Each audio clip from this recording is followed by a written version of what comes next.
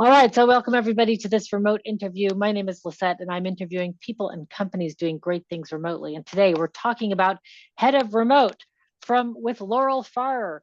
Laurel, where are you located today? I am located in Connecticut in the United States. In Connecticut. Ooh, lovely. And Laurel, we're talking about Head of Remote. And so my first question is, what is, in your opinion, a Head of Remote? A head of remote is somebody who ensures that remote work is positively impacting the operations of an organization. Whoa, someone who ensures that remote work is positively influencing the what of the organization? The The operations of the operation. organization. That's a Well, biased definition because I am operations, I'm in organizational development. So that is my lens. But from my perspective, that is what I think heads of remote should be doing. all right. And then there is where the head of remote lands in. You're saying it's an operations, but I also hear that Mhm. it's also HR, it's people. Mhm. So is this like a third area or yeah, where does this Yeah. land? There's an emerging role that is coming and that is trending in people operations and just in org charts in general, which is the chief of staff role. And so chief of staff role can sit next to as a right hand to pretty much any executive. It can be to the CEO or any executive in the leadership team or to the leadership team in general. And the head of remote role I see as being very much that same organization system. It should sit somewhere in the leadership team, whatever size your organization is, whatever your current org chart is. It's going to be flexible and adaptable. So yes, sometimes it reports to the people team, sometimes it reports to the product team, sometimes it reports directly to the CEO, depending on the goals of the organization. But it should be somewhere in there, not necessarily holding all of the responsibility and ownership of a full executive role, but it should be in collaboration and sitting at the table with the executive team. Oh, I love it. And what are the responsibilities? What is the focus of this role? So the greatest kept secret about remote work is that it's still just work, right? So typically when I'm brought in as a consultant to say, like, what should we be measuring in terms of success with remote work? It's like everything that you're already measuring. Like it is not its own thing. There's not, here's the business and it operates smoothly, and then here's remote work over here, and we need to be measuring it and monitoring it as a separate project.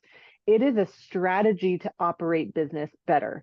So whatever your current metrics are, it should positively influence all of those metrics.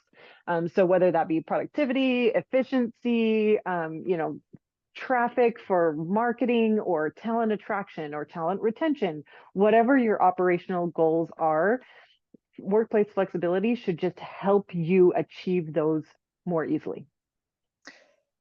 Wow. Okay, so that gets me. The last thing that you said was talking about metrics. So I want to quickly go into metrics in terms of measuring success for a head of remote. I mean, I know that the answer is it depends. It depends on the organization, but where Right. do you start? Like, where do you That start? you start by starting. To be perfectly honest, that is the problem that most of these organizations are dealing with, and why we're having this return to office debate is because they're all saying, well, we got to get back into the office because of productivity. And so then I come in and I say, okay, well, what are your metrics on productivity? And they're like, oh, well, we don't have any. Like, and I'm like, okay, well, show me your project management systems, show me your engagement surveys, show me, like, where is your data coming from? And they don't have any metrics. So where to start is just to start.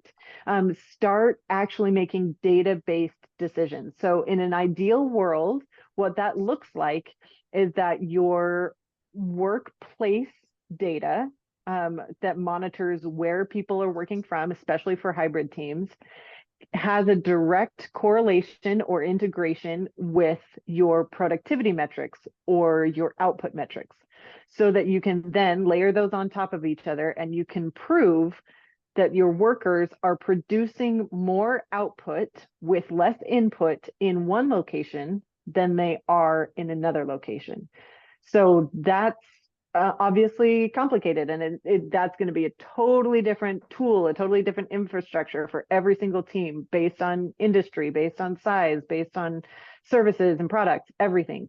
But that's what you're trying to get towards, is just measuring productivity, which is not just results, but also performance in general. So the let's get nerdy. Let's say the formula of productivity is output divided by input. So you want to see that people are producing more results with less supervision.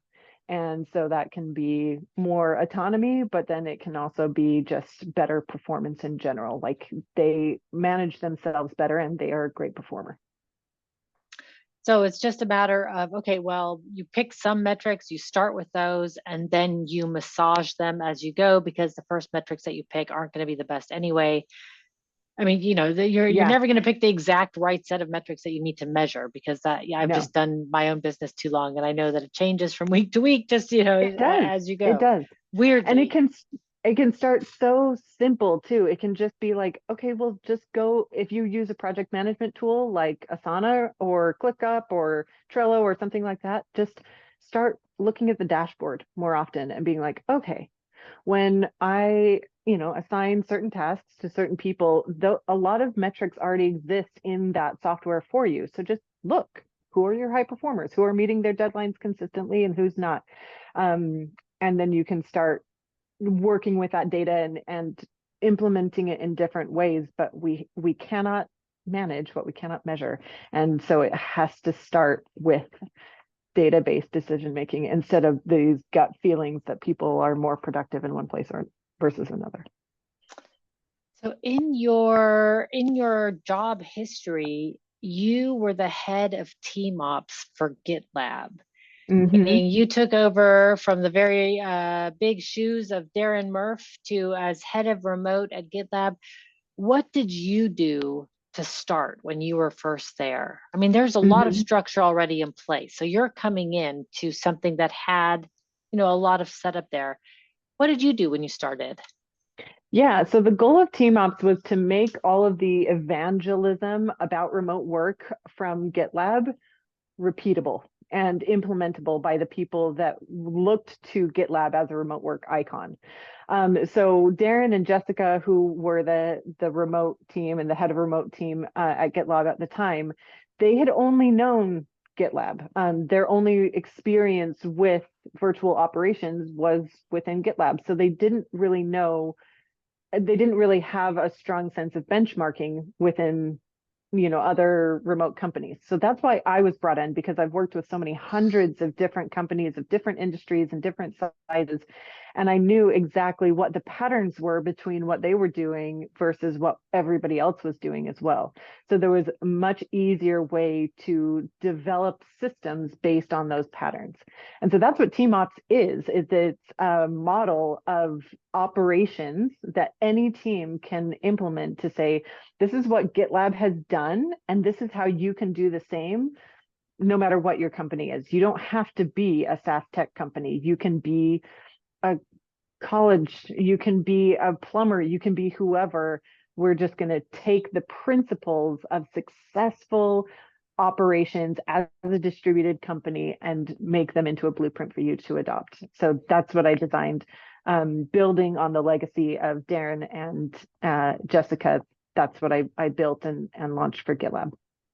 What do you think some of the principles of success are? I mean, I don't expect you to remember all of them like right off the cuff of your head, but do you remember some of the ones that you guys had in there? Yeah, absolutely. Well, this comes back to my personal methodologies of what virtual organizational development is, and what the keys to success are for any remote or hybrid team, and what makes virtual collaboration different than traditional in-person collaboration.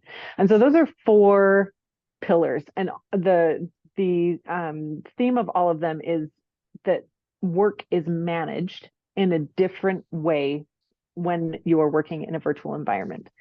And virtual just means your entire team is not working together at the same place at the same time. So this could be just a little bit hybrid. It could be very hybrid. It could be fully distributed, but anything other than fully synchronous and co-located is virtual first operations. So the umbrella and the theme of all of this and the core of change management is that work needs to be managed in a different way. And then how we implement that is through 4 different pillars. The first is knowledge management, and then it's self-management. Then it is, I'm trying to remember, project management. And I actually brought this up in a podcast interview the other day. I'm trying to find my notes. Self, project, knowledge, and Lisette. It's always when you're on the spot. It's my mind goes blank It is just being on the spot. So I totally relate. And something everybody else. will be able to. Yes. It'll come Okay. up Well, right in a second. Yeah, we'll put it it in the will. show notes. We'll put it in the show notes. Right. Okay. Perfect. Actually, let Oh, me just wow. look it up. We can edit this out if we need to, Right, right? indeed. Or these live streams. No, totally not. Totally not. Okay, so let me just look it up for you. Okay, so we've here, I'll start over and we'll say it better. So those 4 pillars are knowledge management, project management, self-management, and performance management. So if Ooh. we think of all 4 of those components of work management and business management, all of those need to be updated and relied on in a different way in virtual operations. And those are the focuses and priorities of change management systems when it comes to adopting and optimizing remote work. So you would look at the knowledge, the self, right, the project, and then performance, right? Oh, I love that. So that's sort of where you would focus for your metrics, for where you would start, for looking at the company's things. What about tools? So there are tools that correspond with all of those. And tools are very dynamic, especially in our current state of business, right? Always in the history of business and operations, there's always been the tools, the processes, and the people. And all 3 of those elements work together in order to create productivity and efficiency. What has happened over time is that all 3 of those elements got closer and closer and closer together. And that was mostly enabled by, the development of modern technology. So we are watching those come closer together right now, and we will continue to watch those come closer and closer together, even over the next 6 months, 1 year, 3 years, 5 years. So right now we have like our processes documented in a handbook, and our people we're communicating with on Slack, and our tools are open in different tabs on the browser. Like, they're close, but they're not integrated. So that's what we're going to watch in the trends of tools next, is that all of our tools, all of our people, all of our processes will be integrated into a single system.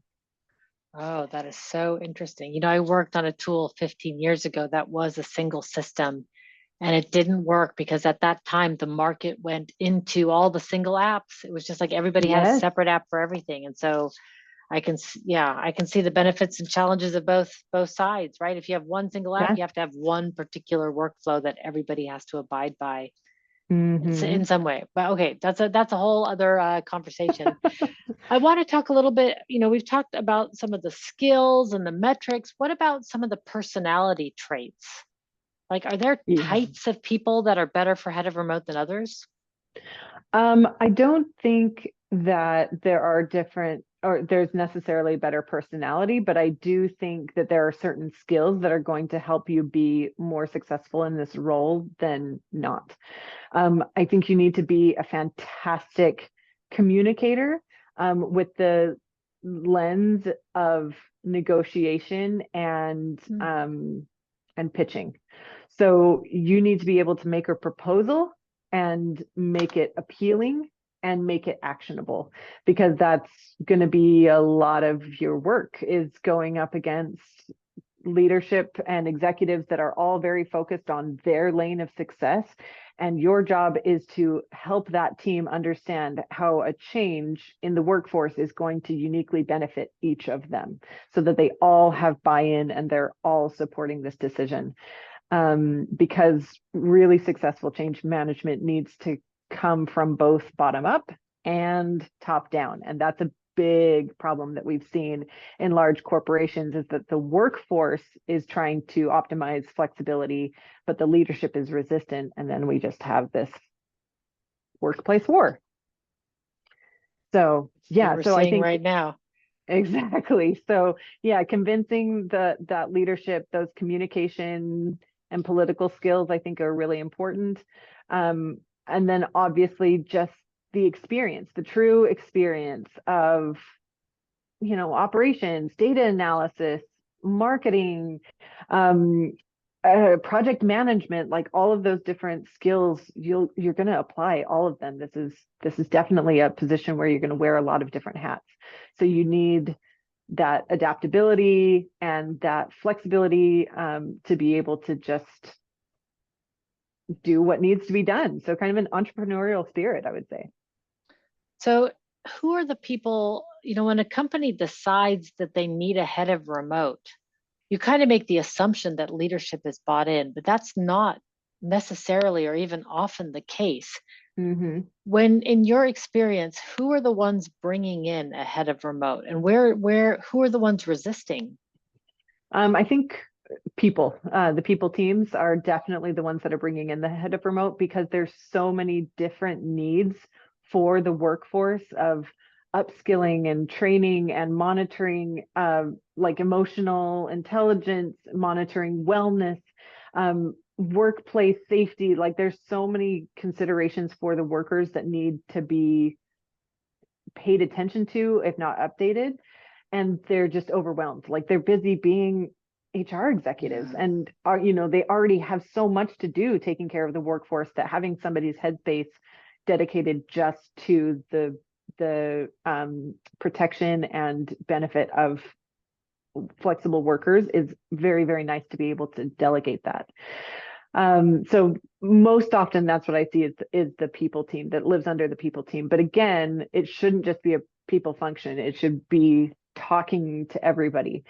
Where you're going to see the most resistance is the workplace team, the facilities team, because obviously their success metrics are based on butts and seats in the office. And so that is a dynamic of trust that a head of remote needs to build as early as possible, of like, we are not enemies. I'm not here to fight you.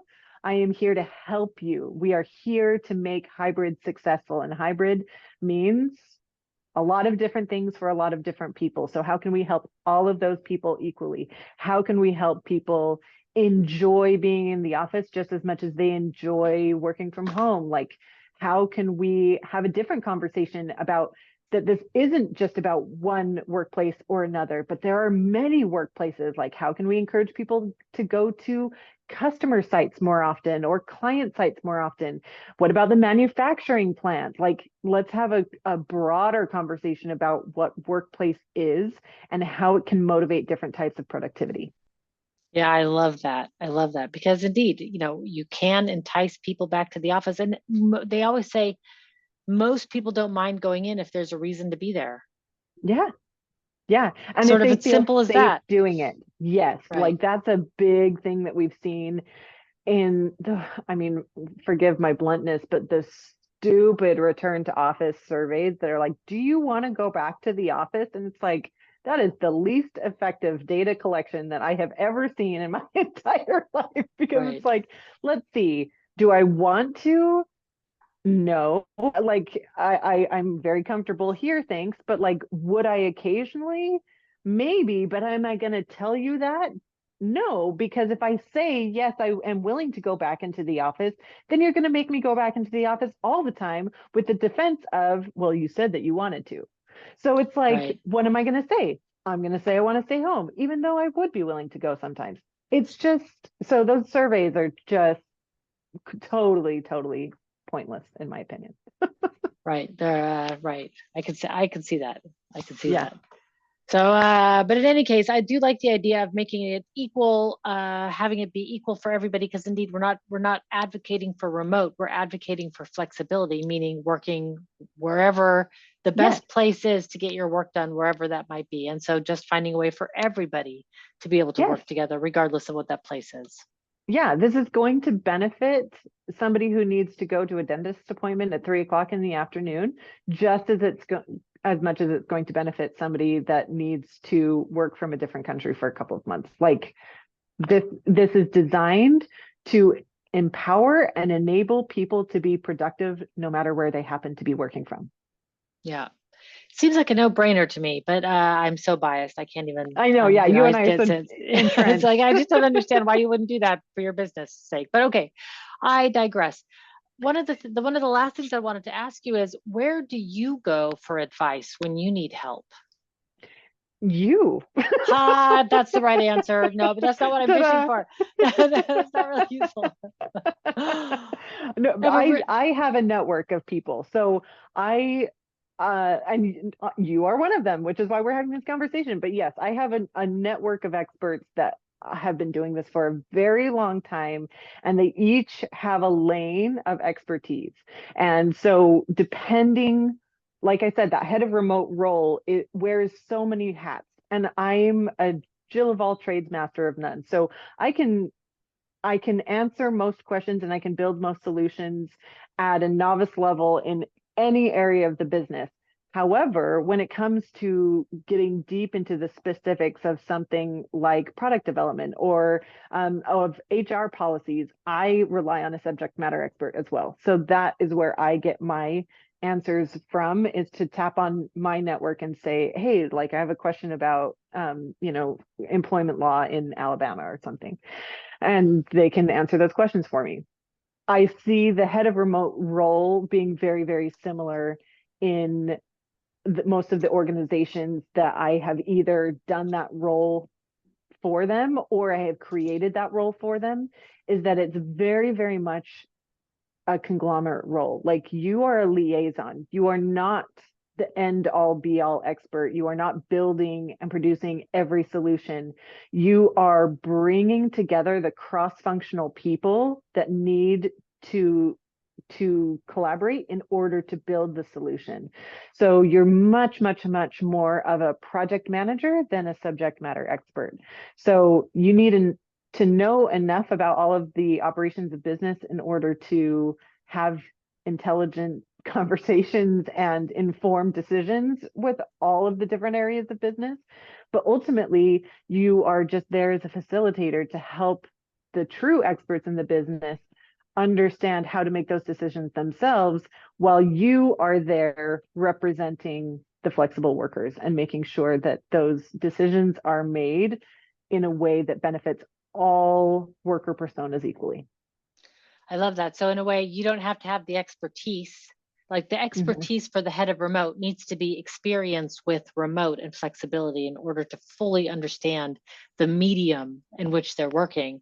But you don't Mhm. have to be an office management expert, and you don't have to be an HR expert, and you don't have to be an operations expert or Yes, workflow expert, but you do need to know where to get that expertise. Highlighting again, I would say, I would think that the skills is you need to be collaborative in nature in very. terms of being able to Absolutely. bring people together. It's like, okay, I need software expertise. Okay, I need HR expertise. Okay, money Mhm. expertise. Right. And again, that political mediation, right? So Ah, you've got the facilities manager and the people manager sitting right next to each other, talking about a single project that they need to support. And it's like, how are we going to mediate between the two and make sure that everybody gets what they need and want out of this decision? So yeah, it's very, very much a much more of a social role than an operational role. It can be. for, It can be both. right. Yeah. Depending on the company and the, yeah, Mhm. indeed. And the It's sort goals. of one of those things you've got to sort of, it's, I'm thinking of a spider diagram, and it's going to be sort of a different shape for every company based on the company's needs and the people they already have in place and all of that. So you kind Mhm. of mold yourself into some, shape is sort of the image that's coming to my mind. Hmm. For new heads of remote out there, where should they go besides reading the great handbook and this Head of Remote podcast series that's going to just rock everybody's socks off? What other resources exist out there for heads of remote that you know of? So there's obviously these great resources that you are producing. This is, the best of the best in the world that have created this role and pioneered it. Are all of their knowledge is coming together into your resources. So that's a great place to start. My company, Distribute Consulting, also provides coaching for heads of remote. So that's helpful. And that way you have access to all of our virtual operations and organizational development resources, and you can apply those in your company. There's a bunch of content that's out there. If you just Google head of remote, there's stuff out there. It's just important to understand that head of remote is a brand new baby role. Like this did not exist before Andreas dubbed it, what, like 6 years ago? Like, I mean, this is so brand new.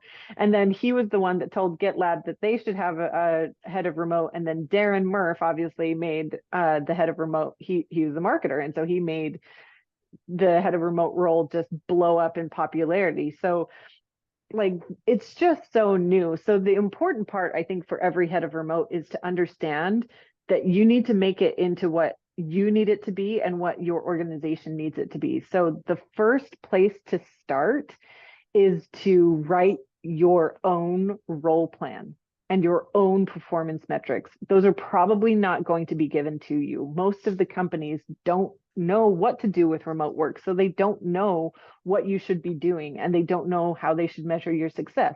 You need to decide that for yourself. So start by writing this role plan of like, this is what I'm going to do. These are my OKRs. These are my KPIs. This is my roadmap. This is my performance rubric.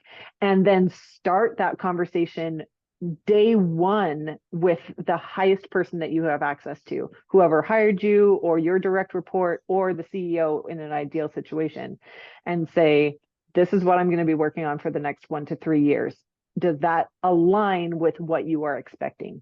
Because the head of remote is very different in every organization. For some organizations, it's a marketing role. It's a talent attraction publicity role. In other organizations, it's deeply operational. In others, it's deeply legal. So you need to understand exactly why you were hired and make sure that you are totally explicitly aligned with all of the superiors that you're going to report to on what you are trying to achieve. Otherwise, there's going to be a lot of miscommunication, a lot of disappointment of like, well, what are you supposed to be doing and why are we paying you? I've watched it many, many times. Yeah, I can imagine. I mean, as somebody hired me thinking that I would be a legal expert, when in fact, I'm an operations expert, that would be deeply disappointing for everybody involved. Yeah, that is a very different kind of head of remote, indeed. So that's a really good example. That's a really good example. Oh man, I have taken copious notes here. I've got many more to add, as I could only write so fast, right? I had to focus at the same time. So multitasking is not my strong skill. But thank you so much for your valuable knowledge today. I really appreciate you being here. My pleasure. It's always so great to see you, and always great to have conversations like this. They're important. They are important. All right, we're leading the way. All right, until next time, everybody, be powerful.